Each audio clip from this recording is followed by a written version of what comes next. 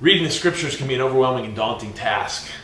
They're filled with places you've never been to, writing about an age that it seems so distant from us, the names of people that you can't pronounce. And so I've come to realize that folks are a little bit intimidated when they turn to the scriptures. Now, for those of you who have grown up in Sunday school does a great job of telling you stories. The Moseses in the burning bush, the Noahs and the floods. And yet what I've come to discover, even amongst those who grew up churched, is that there's an inability to really express how the story of God, especially as it relates to the Old Testament, coheres, how it fits together. So I want to take a little bit of time today and help you to understand how this story fits together. Now, the way that we're going to do this may be a little bit different than you're accustomed to.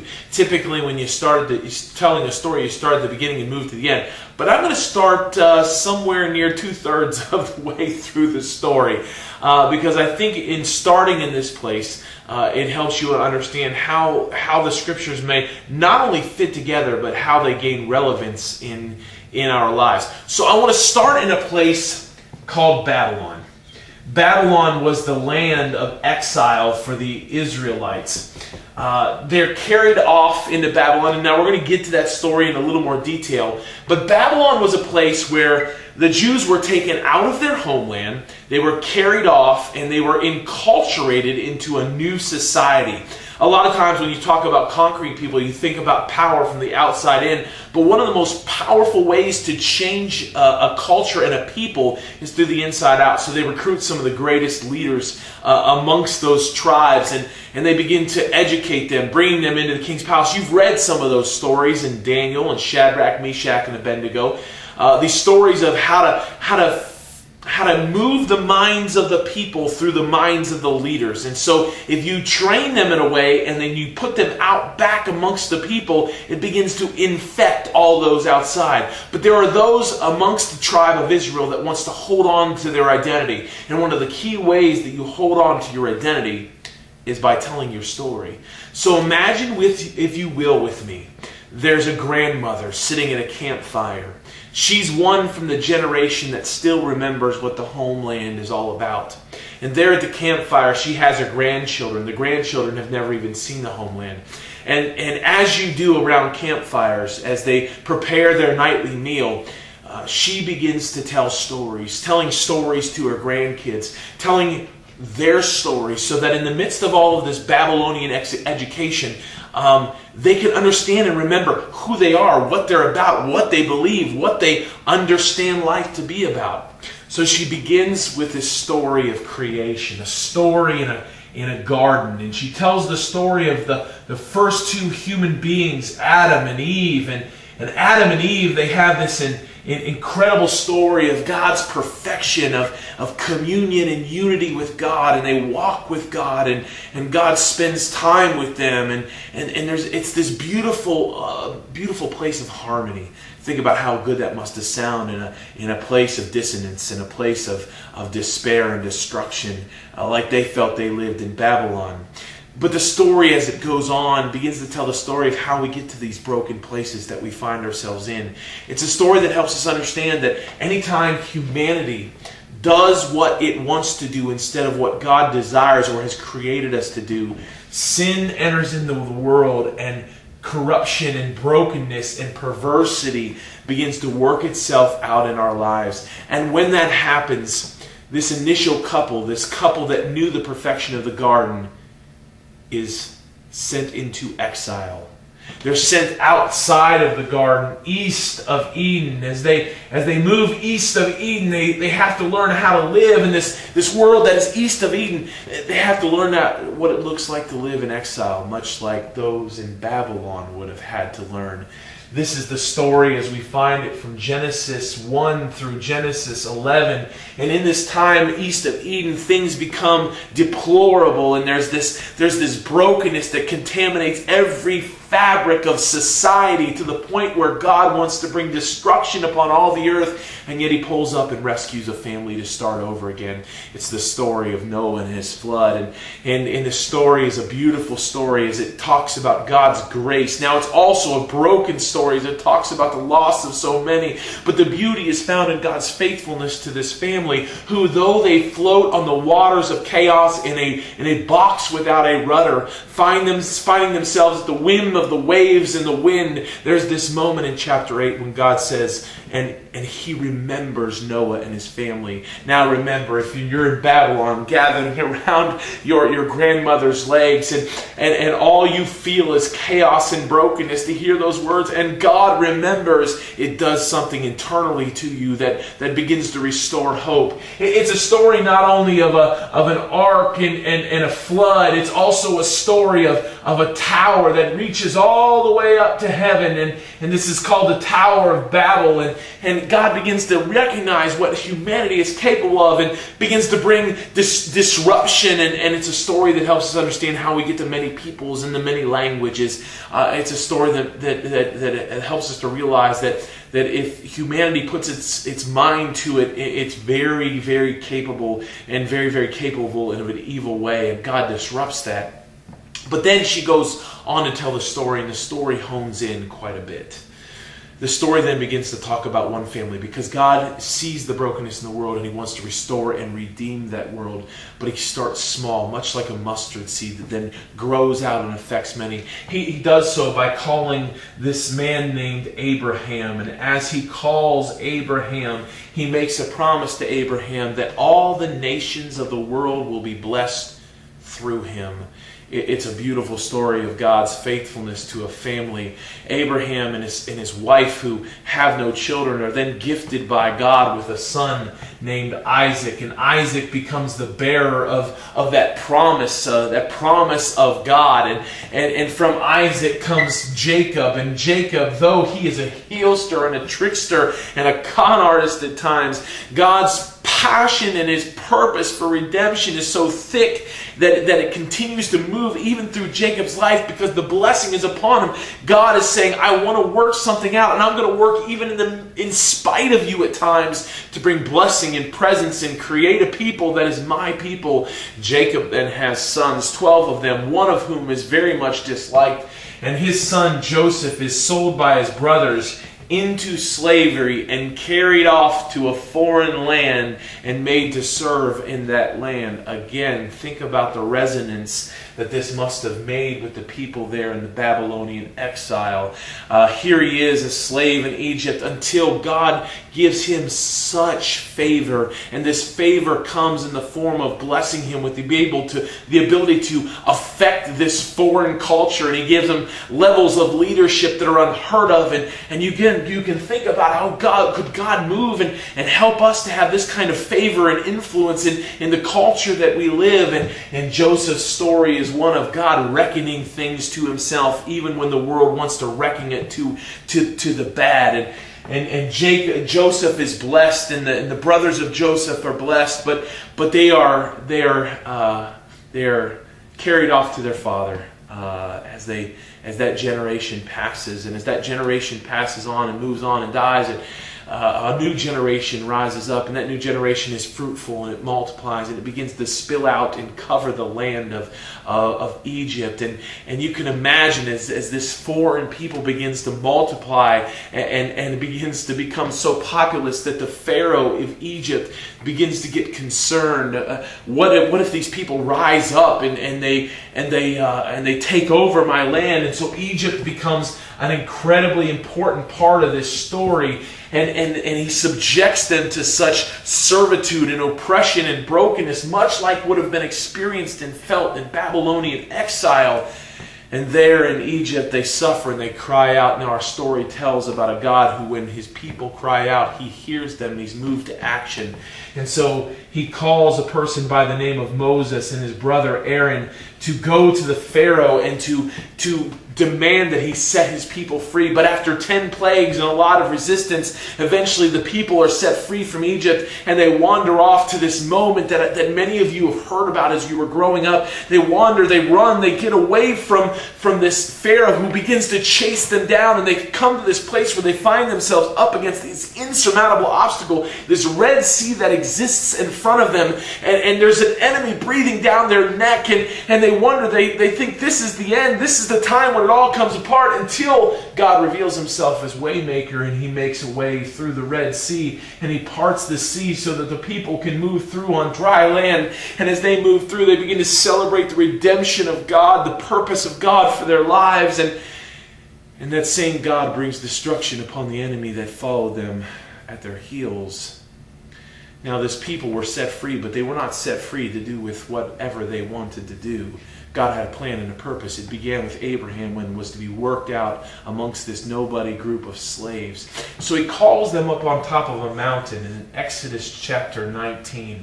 And in Exodus chapter 19, he says to them, you are going to be a holy nation, a chosen people, a royal priesthood. You are a peculiar possession to me. Though the whole earth is mine, I am going to use you for the purpose of mediating my presence to the rest of the world. And in doing so, we're going to enter into a covenant, a binding relationship. And as a part of that covenant, you're going to obey all the decrees. You are going to live out faithfully and obediently what it looks like to be a person of God, a people of God. Your obedience is going to serve as a testimony to who I am in this world, so that all of creation can see that.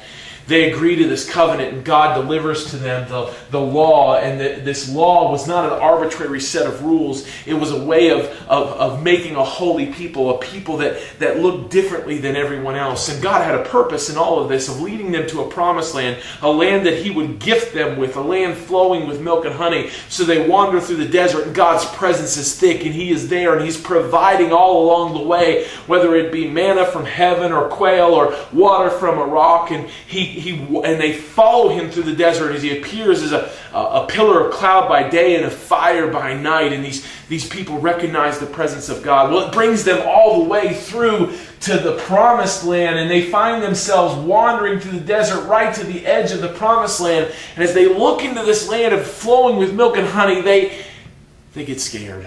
And as they get scared, they think maybe they can't take possession of it, or that the enemies are too much for them. So they pull back and with their drawl, and they give up and they give in and they turn away. And God sees their rebellion, and he's brokenhearted about it. But he commands Moses and the rest of the people, you will wander in the desert. And so they wander in the desert for 40 years.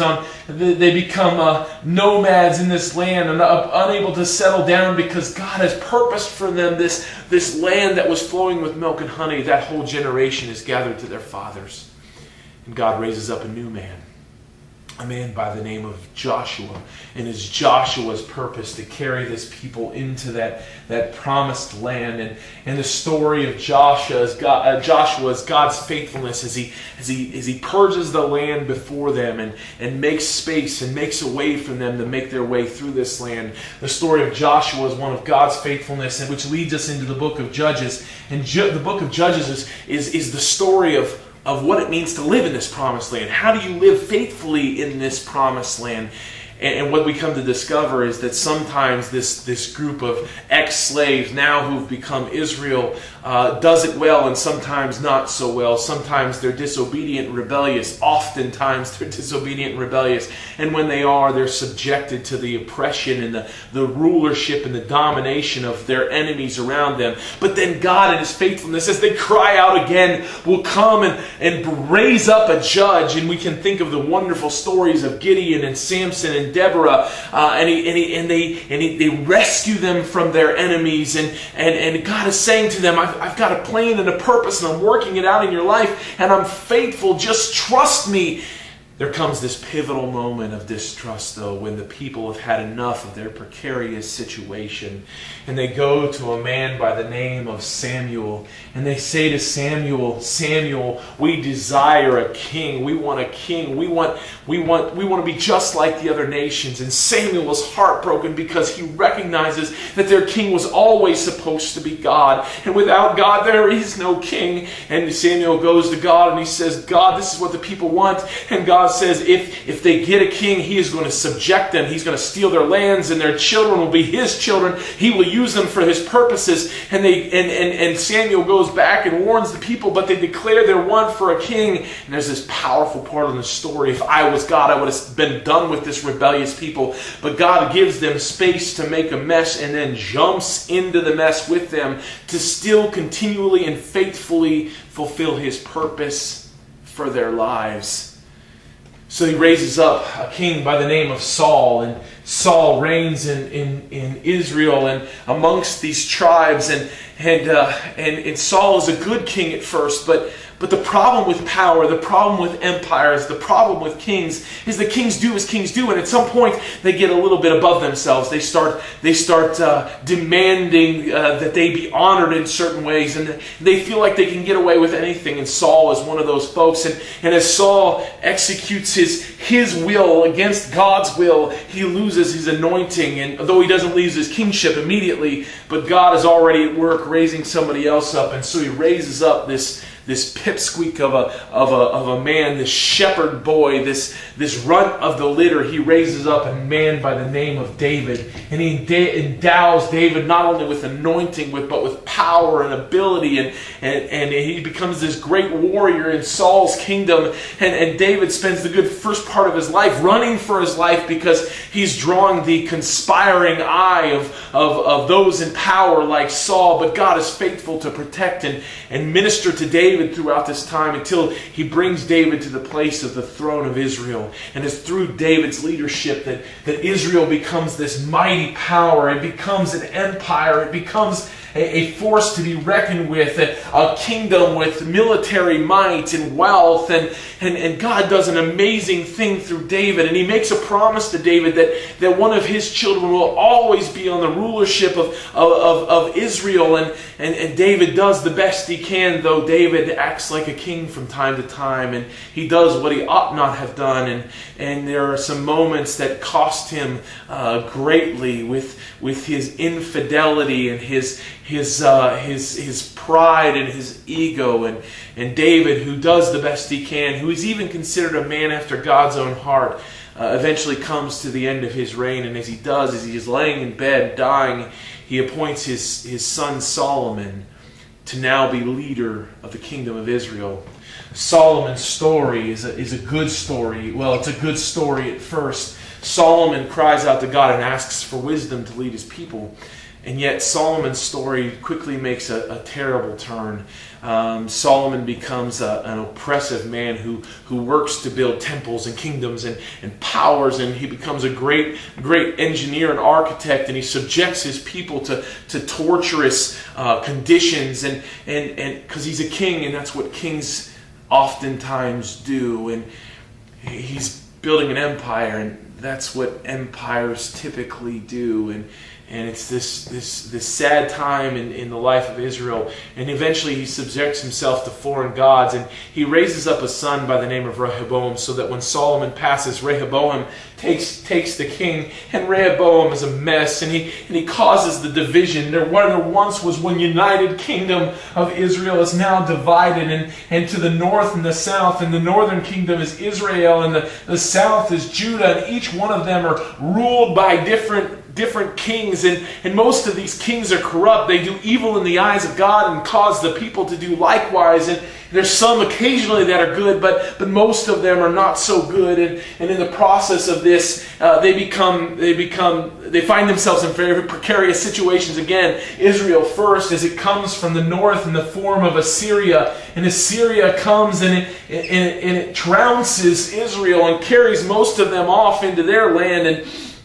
And then Assyria makes its way all the way down to Judah, to Jerusalem, and it's just about to move in the city when it turns around and moves back, and Judah thinks, oh, we're successful, we're protected by God, and so they start flaunting their wealth to Babylonian emissaries. Now we're getting back to where we started.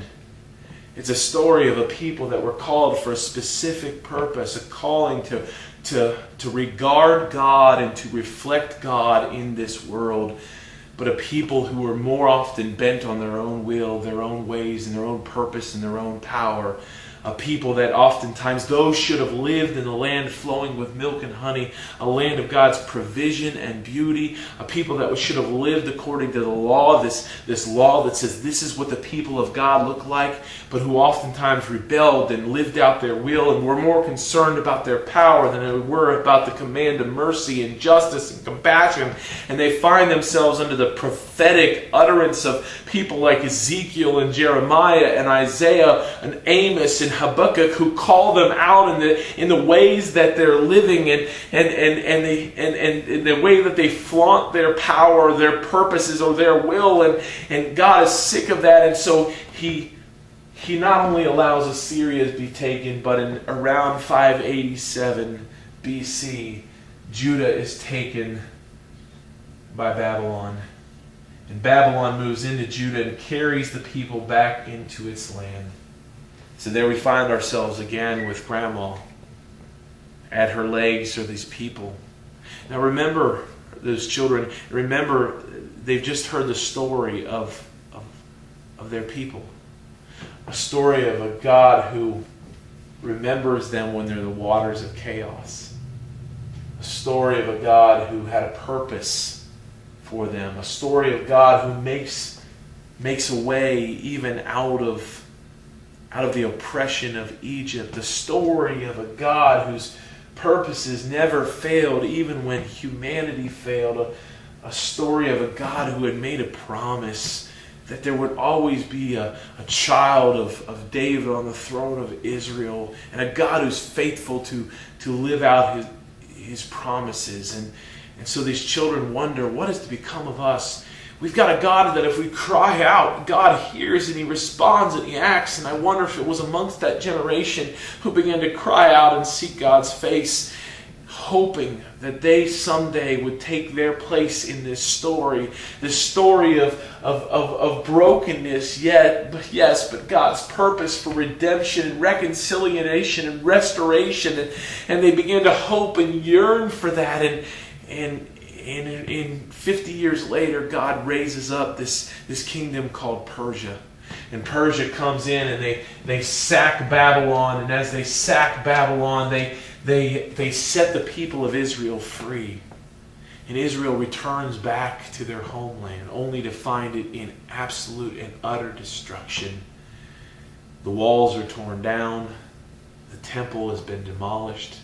But under the leadership of Ezra and Nehemiah, they begin to rebuild this city, trying to restore Jerusalem back to its former glory, trying to restore the people of Judah back to their former glory. And they work diligently and hard to do so, but their lives are now too precarious, and they find themselves constantly under the subjection of foreign rulers and authorities. And whether it was the Greeks, whether it was eventually the Romans, they lived in this precariousness. But they carried with them this hope, this promise that upon the throne of Israel there would always be one of David's children. And there was the promise of this coming one, this anointed one, this chosen one, who would set right the wrongs, on whose shoulder the government would rest. One who would be wonderful and mighty, and this one who would be the servant of God. And they yearned for this moment because they knew when He came, He would make things right. He would reestablish Israel, and they would once again be the mighty force that they once were. And they longed, they hoped, they expected. Fast forward to to a little village called Bethlehem. And in this village, a little peasant girl, barely in her teens, has a child as a virgin. Hearkening back to the promises of Isaiah. And in this little stable, in the eyes and in the face of this child, could it be that there lay the hopes of Israel? But that's a story for a different day.